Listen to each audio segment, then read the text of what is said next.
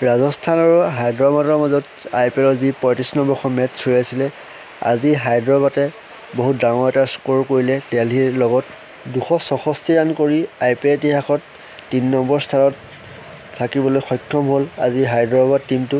এইটো ছিজনতে 287 কৰিছিলে RCBৰ লগত আৰু 277 কৰিছিলে মুম্বাইৰ লগত। আজি 3 নম্বৰটো হাই স্ক'ৰ কৰিবলৈ সক্ষম হ'ল হায়দৰাবাদে আজি বহুত ডাঙৰ এটা ৰেকৰ্ড কৰিলে। পাৱাৰ প্লেত 125ৰ এটা ৰেকৰ্ড কৰি দিলে।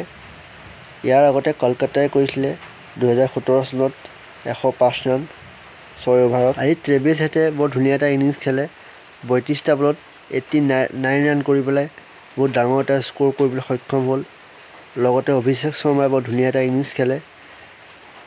হায়দৰাবাদৰ যদি স্ক'ৰ কাৰ্ডখন যদি চোৱা হয়, ট্ৰেভিছ হেডে 89, অভিষেক শৰ্মা 46, মাৰ্ক্ৰম আজি ভাল নেখেলিলে, 1 ৰান কৰিলে, ক্লাছনে ভাল খেলিলে 15, ৰেড্ডী বোলাটোৱে 37 আৰু আহমেদে 59। বাকীকেইটা প্লেয়াৰ ইমান ঠিক নেখেলিলে, হ'লেও ঠিকেই খেলিলে, বহুত ডাঙৰ এটা স্ক'ৰ দিবলৈ সক্ষম হ'ল। দিল্লীৰ আজি প্ৰত্যেকটো বলাৰে মাৰ খাইছে। দিল্লী ইমান ঠিক নকৰিলে বলাৰ আজি। কুলদীপে ধুনীয়া বলেই দিয়ে আজি, 4টা উইকেট লৈছে আৰু মুকেশ কুমাৰে 1টা, অক্ষয় পাটিলে 1টা। আজি দিল্লীক হায়দৰাবাদে ঘৰতে হৰুৱাই দিব। ইমান ডাঙৰ এটা স্ক'ৰ কৰাৰ পিছত দিল্লী জিকাটো পচিবল নহয়। যদি ভিডিঅ'টো ভাল লাগে এটা লাইক কৰি দিব।